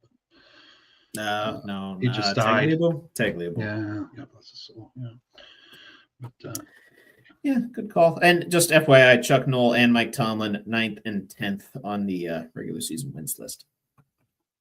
Tomlin will be in the Hall. Funny how that works. He did win a Super Bowl. He did. Anyway, keeping it rolling with the NFL, and probably another hot and heavy topic for you. All right. On a scale of 1 to 10, is it fucked the legitimacy of the NFL Pro Bowl games after Shedeur Sanders was named as a replacement for Drake May over the likes of Joe Burrow, Trevor Lawrence, hell, even Joe Flacco? Thoughts. Rodgers could even have won. I mean, he didn't have that. Maybe he had pretty good stats. For his money, Sanders had actually, shout out to SB Nation giving me a nice little list of reasons and rankings as to where Shedeur lied among NFL quarterbacks this season. Granted, played half the season, so give that some consideration. 1,400 passing yards was 35th in the NFL. 56.6 completion percentage, 42nd in the NFL. 6.6 yards per attempt, that was 31st in the NFL. 3.3% touchdown percentage, that was 36th. 4.7 interception percentage, that was 41st. 68.1 passer rating, that was 41st. 18.9 QBR, that was 40th.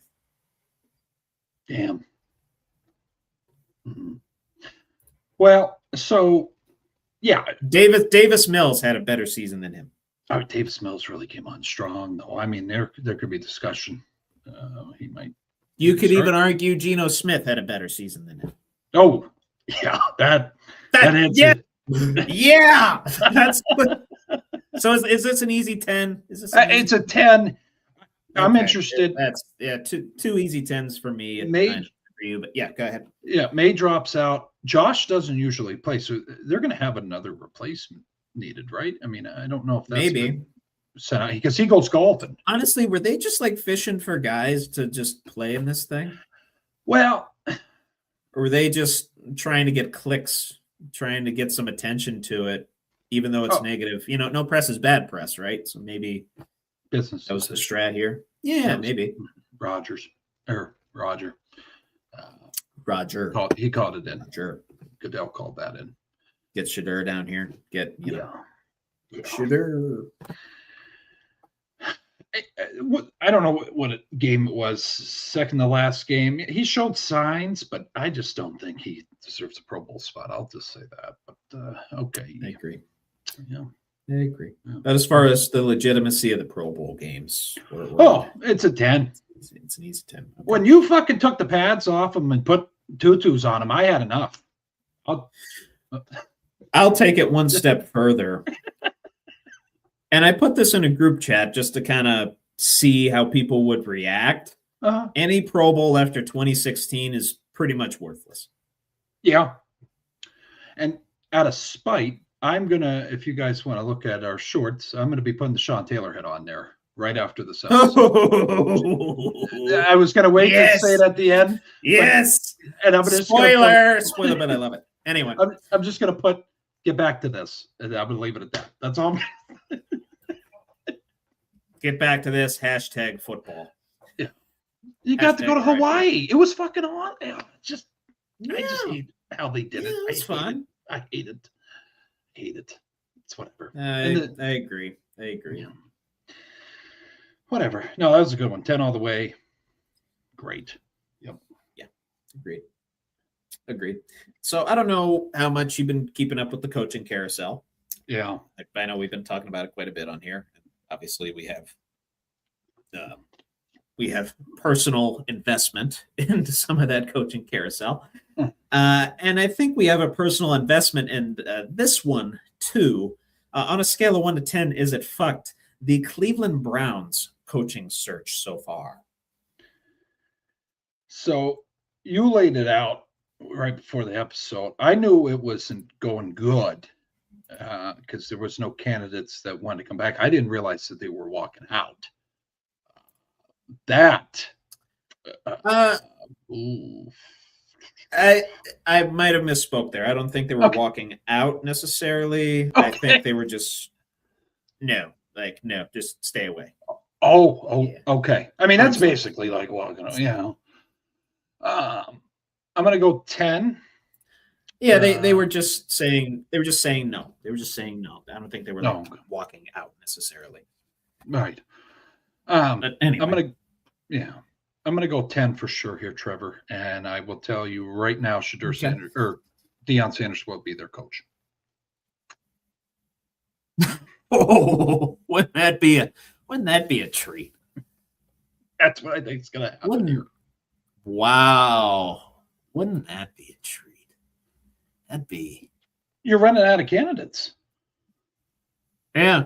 Yeah, that's fair. I tell you what, Bill, if that happens before the draft, yeah, whoever comes down here stays at my place and we go out and whatever, first round's on me.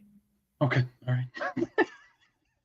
And I'll let the viewers hold me to that. But yeah, first round's on me if that happens. But yeah, another, we're going 10. Another 10 for me. 5 coaches reportedly turned down the Browns head coaching job. Jags OC Grant Yudinski, Rams DC Chris Shula, Chargers OC Mike McDaniel, DC for the Chargers Jesse Minter, and the, of course, now Giants head coach John Harbaugh. Yeah. And I'll tell you why that they've been turning this shit down. Well, I mean, first of all, I don't think anyone wants to go to Cleveland. No.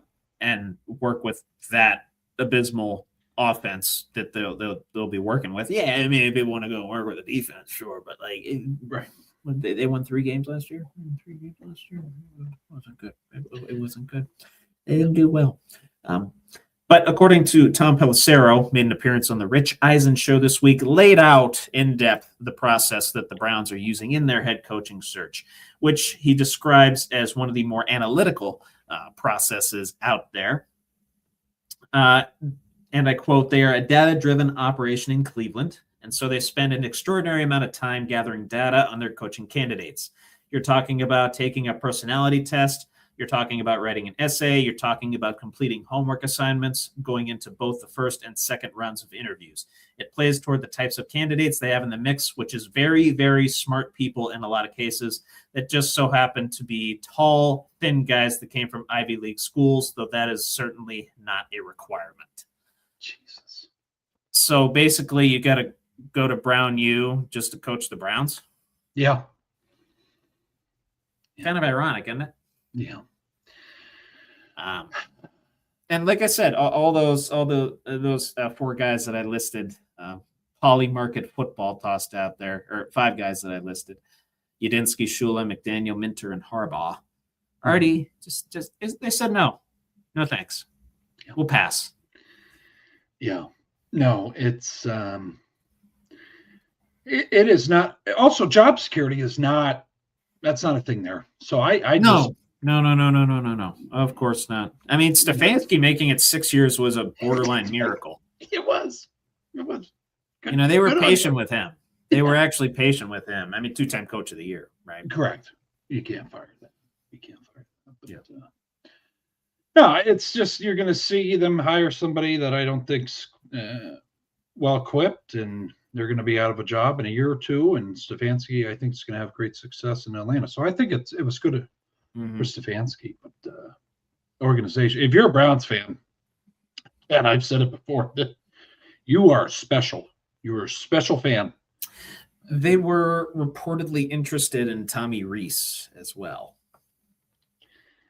which I don't know how Tommy Rees keeps getting these high-end jobs. You know who they should go for? Anthony Weaver. Anthony Weaver. Who's Anthony Weaver? Defensive coordinator for the Dolphins. He's been in some interviews. Yeah. Didn't the Steelers interview him? I believe he came in. They were impressed by him. That's where Forrest and him. I thought they were gonna. Yeah, that was gonna be one, and then fucking McCarthy comes out of the woodwork. And that's another element of the Steelers search that amazed me. They only interviewed 3 guys. Yeah.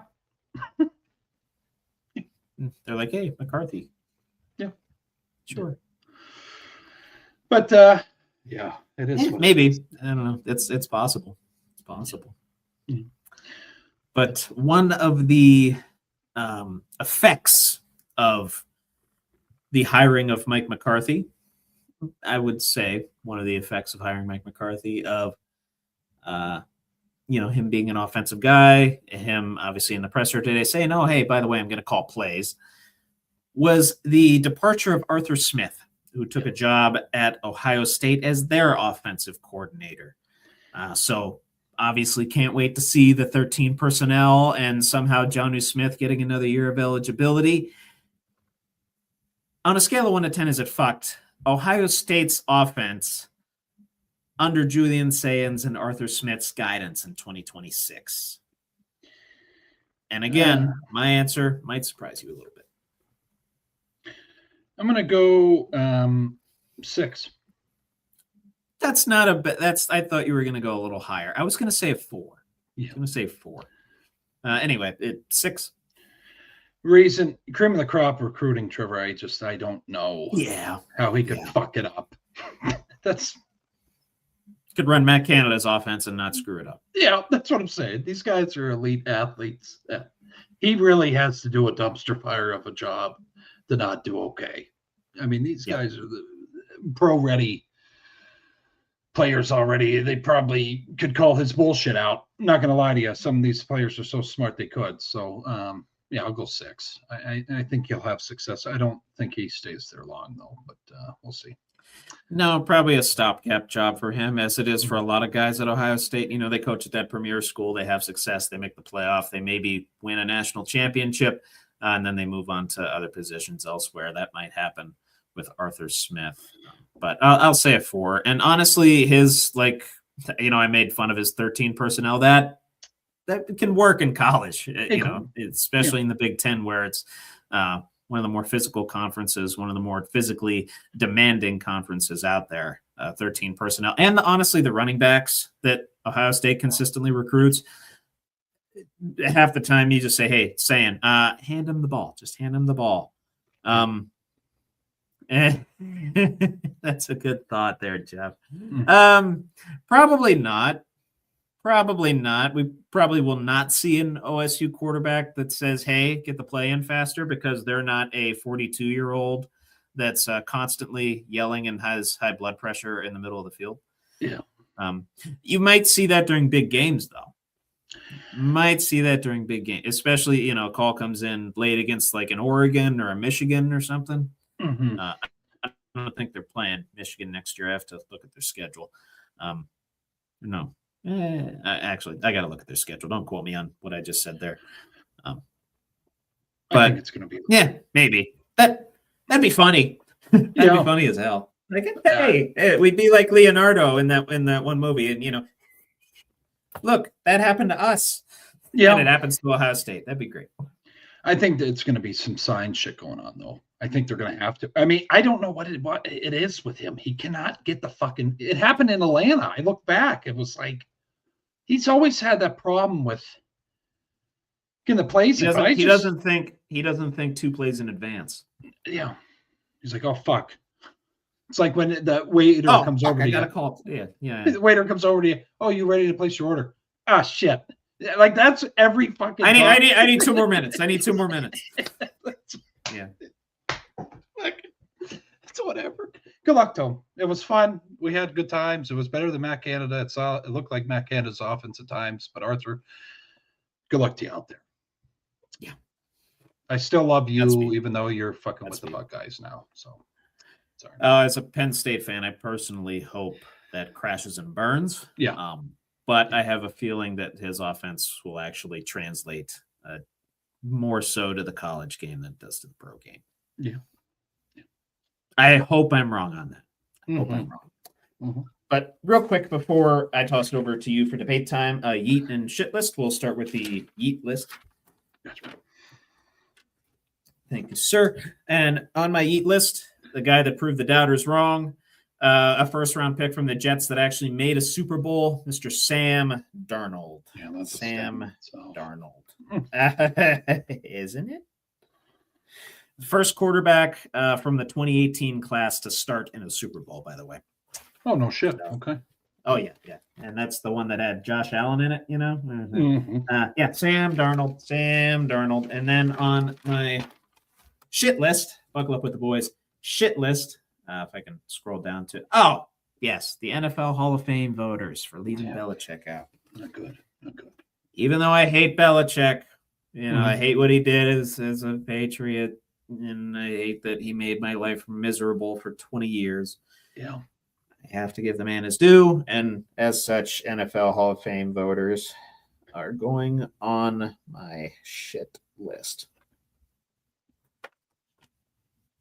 Voila.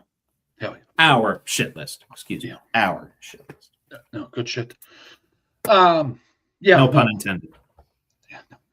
We'll go over to debate time and then stick around for Be a Man question with Trevor as well at the end of the show. All righty. Perfect.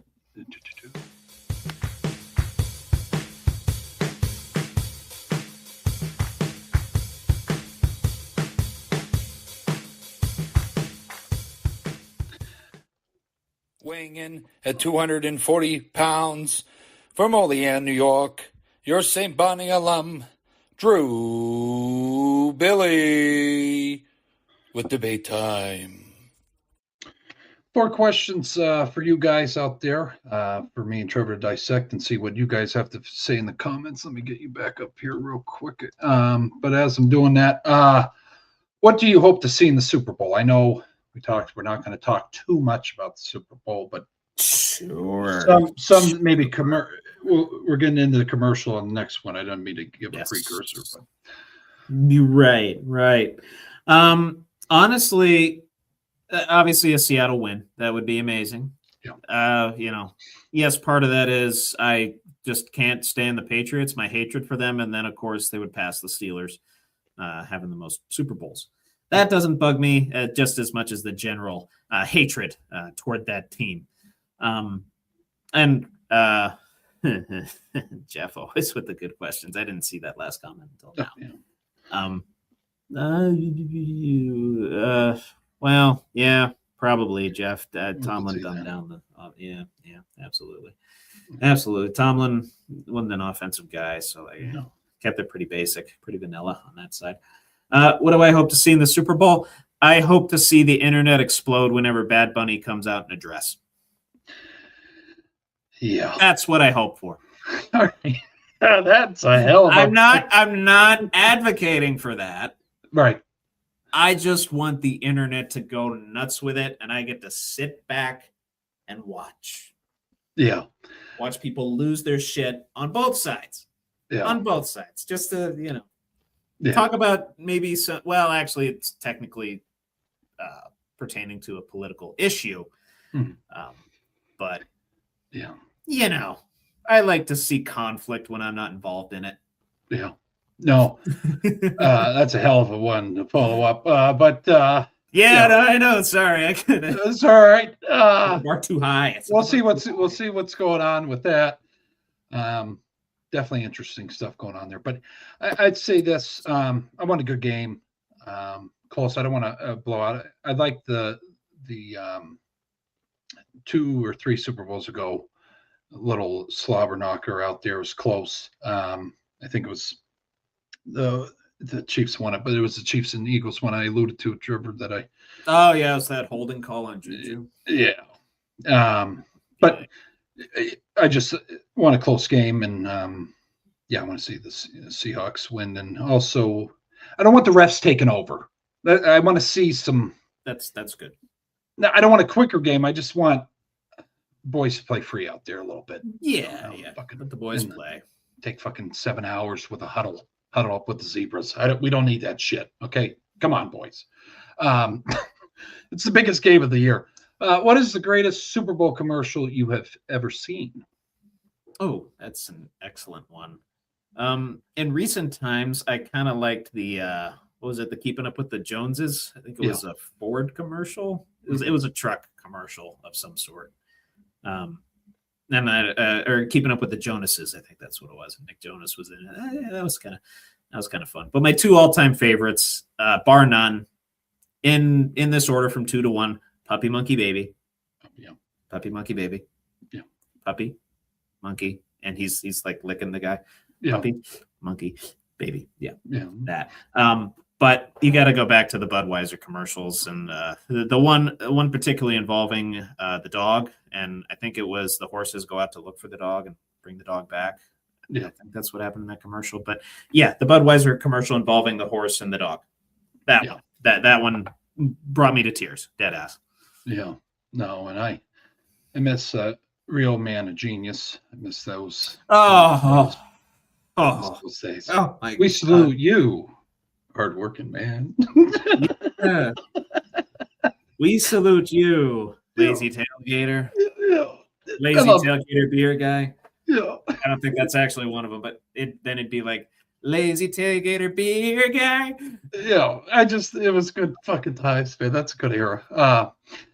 But what's a must-go-to dish for a Super Bowl party, Trevor? You're at Super. Let's say you're having one. You're attending one.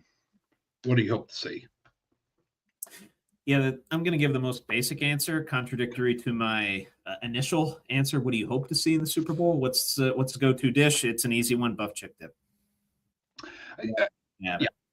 Preferably, you buy the chicken in the package, not in the can. You buy the chicken, you cook, slice it up, and then you toss it in with the rest of the ingredients. Yeah. But if you're in a pinch, I get having the canned chicken. It's quick, it's easy. You just have to, it's already sliced and diced for you. It's not hard. Yeah. I understand. It's good either way, as long as you have the appropriate amount of cream cheese in there.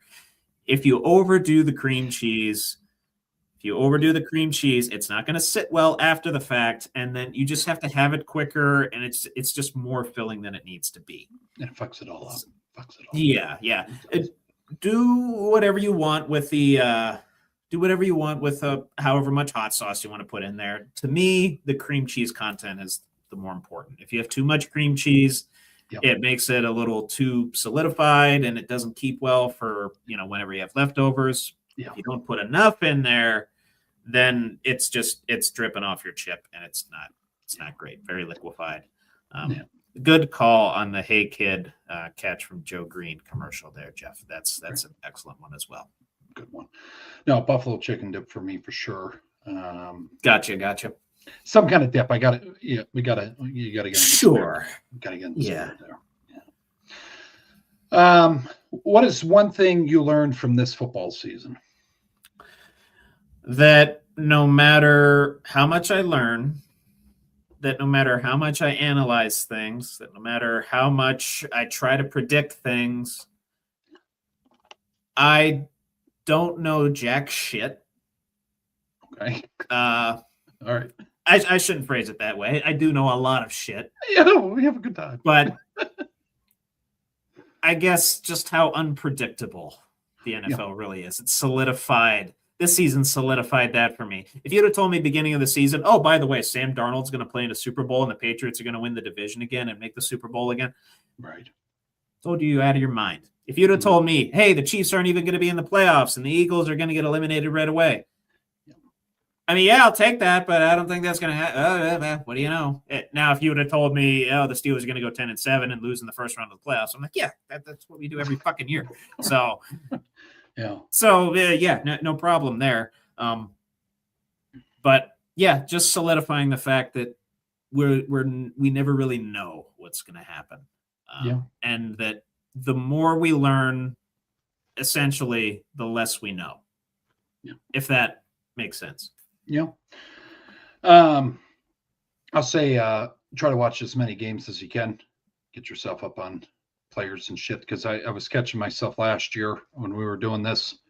Oh, yeah. Oh, who the fuck's that guy? Okay, I feel like I got a better handle now watching probably every game a team's played this season. Not every game, but catching every team. Watching highlights, looking at Yeah. stats, and Yeah. And also to the guys out there that proclaim this is scripted, I think sometimes refs might have their hand in some shit, but I don't. Like Trevor said, how the fuck are you going to not have? You're going to have. So you're going to have Patrick Mahomes play like shit, tear his ACL. You can't script that shit. Then you got Darnold, who was a down and outer, went to the he's on 49ers, then the Vikings, now he's on the Seahawks, and you're telling me he's playing the fucking Super Bowl. There's no Edgar Allan Poe's in the NFL right now writing this shit. I'll tell you that right now. Just gotta throw that out there. That's what this season taught me, Trevor. Like I was skeptical at times when someone would say that. Hell, the freaking Jags win in the division. Right. Carolina, everyone in the NFC South having a losing record, and somehow Carolina pulls it out. Yeah, it's not possible. No. There's too many moving parts. You can't. There's no way you could do it. So I just had to say that. But no, that's all I had for football season. You want to go over to be a man, or do you have anything else? Yeah, I mean, I'm good with that. Okay. Oh, and I will. The other thing that I've learned, I know I don't think I'm contradicting myself here, but I'm saying I learn the game quicker as I'm like taking notes and studying trends, like the note taking part of it. That helps me pay attention to the game, and obviously helps me give much better analysis on here every single week after the Steelers play. So I learned that about myself. I didn't think I'd be a note taker. I'm usually more emotionally involved with the game, but now I'm emotionally and analytically. And I want to let people know, I will make sure to clip this. We are going to have a software next year for me and Trevor to break down plays. Not going to give all the spices yet, but we'll share screen. We're going to do the John Madden shit. This is news to me too. This is yellow nice. marker. Okay. Yes, we're going to figure it out. That's in the works right now. It's not a lot. We got a while. Yeah, we have a while to figure it out. We can play with it during the summer and the draft, and But that's what I hope to do, to kind of try to teach more than just spew a whole bunch of shit to you guys, because I don't see any podcasts really doing that for people, breaking it down that slow, Trevor. So I thought it'd be cool. Yeah. We'll talk more about it. But, good little teaser there, Bill. I like it. Yeah. For next season, ladies. Next season. That's not gonna happen right away. Yeah. Next season. Yeah. Anyway. Yeah. Next season. Yes. Do you have I keep forgetting you don't have a drop for this. Yeah. I'm making a drop. I'm making a drop for next week. I forgot to. Okay. All right. Take your time with that. Yep. But as part of debate time, our Buckle Up with the Boys Be a Man question of the week. Bit of a more complex, in-depth thinking type question. Yeah. When was a time where your mindset on something in your life switched, and what were like the pros and cons results of that? I'd say summer of my freshman year of college.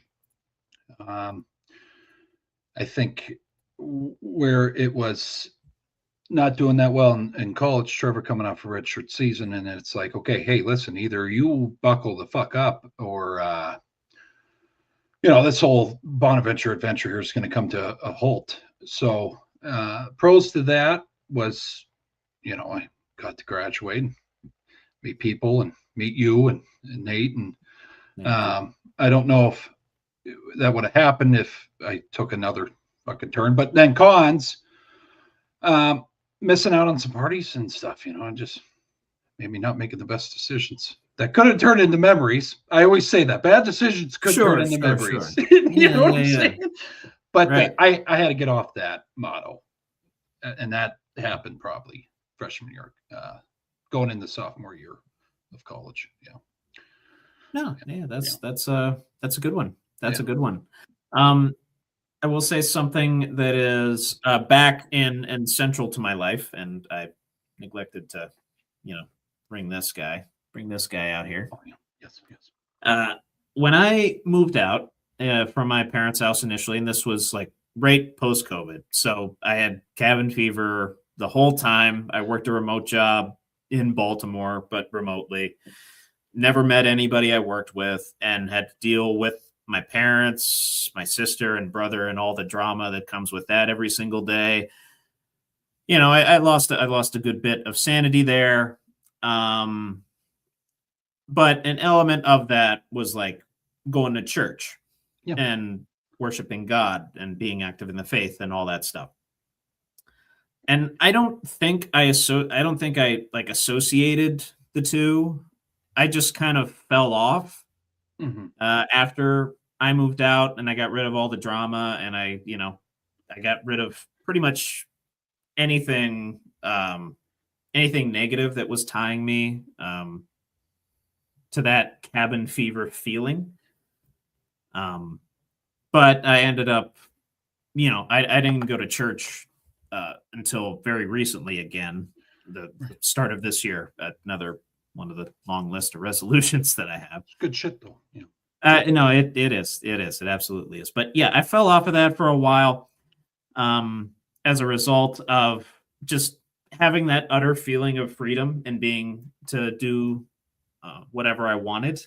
And, kind of how the cabin fever ties into that is, I felt tied down by the constraints of the family. And I guess the constraints, a part of that was church, because we would dedicatedly go to church every Sunday. So I just let go of like all those constraints instead of, picking and choosing maybe the good stuff that was in there. I wasn't very selective about it. I'm just like, ooh, my own life now. I get to do whatever the hell I want. Right. Yeah. And obviously the pro, freedom, total freedom. Yeah. Total freedom to do what I wanted, when I wanted, however I wanted to do it, whether that was, going out to the bars, going to concerts, going to sporting events, hanging out with friends, whatever, I could do whatever I want. But cons to that is I lost a lot of the good things that were keeping me grounded. One of those being religion, love of God, love of Jesus, and all that stuff. And that eventually led to what I've described on here before, my mental health struggles, loss of confidence in self, loss of confidence in relationships, and a diminished self-worth. And I found that self-worth, again, partially through therapy and partially through the grace of Christ. And now, thankfully, and I hope I keep doing this, going to church every week, trying to read the Bible every day. Good shit. At least like a page or two at minimum. I'm trying to do like 5 chapters of a book per day. Okay. And hopefully that, build back up that one positive thing that I lost after moving out, after, over 3 years of losing that too. And I'd had conversations with my folks and family before, like, hey, I want to get going back to church, but never committed like this. I don't know. Once I wrote it down, I'm like, okay, I see this every day. I better do it. Right. Yeah. So, but yeah, I would advise if you're willing and able, keep God in your life. He's good, all knowing, and all graceful. So, yeah, good shit. Yeah. Yeah. But no. Anything else for the folks, Trevor? We got Super Bowl coverage next week. Yes, and week following, we will be going through our season predictions recap. Yes. We're gonna keep it with the Super Bowl next week. I was thinking about doing it this week, but I'm like, I only thought about it at like 6 p.m. I'm like, I don't want to rush that. So we'll do it post Super Bowl. Keep the Super Bowl coverage on next week, and then we'll be getting into the draft dissertation pretty damn soon, bud. Soon. I got to nail down an exact date for that, but that'll be coming. Yeah. No. And we're going to work out, there's things you guys are going to be like, okay, that's pretty fucking cool. I got some ideas I'm going to post to Trevor, not publicly yet. because that's the spice. I want you people to keep coming back. And but yeah, check out our shorts again. I love suggestions. If there's an athlete out there, I've got some from Trevor, from Captain Insano, other people out there. Oh yeah. Hit me or Trevor up on socials. We'll make sure to edit and try to make that sure. Earnhardt video blew up. That was nice. Yeah. Again, hey, no offense to the NASCAR crew out there. I know him. I know Gordon, Tony Stewart. That's pretty much Jimmy Johnson, Dale Earnhardt Jr. But yeah, no, that blew up, and that was fucking interesting as hell. But we appreciate everybody. People are commenting, probably expected answers back. I don't know how to respond to you. So, but we appreciate you guys. As always, have a good day. Have a good night. Stay safe out there. God bless. Make sure to subscribe, like, and comment. And also, we'll be back next Tuesday at 8 o'clock with yours truly here, DB and Trevor Dinsmore. And we hope you have a good week and enjoy the Pro Bowl. And that's about it.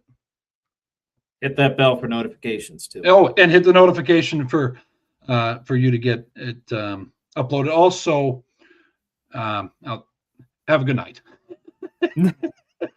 See y'all. God bless.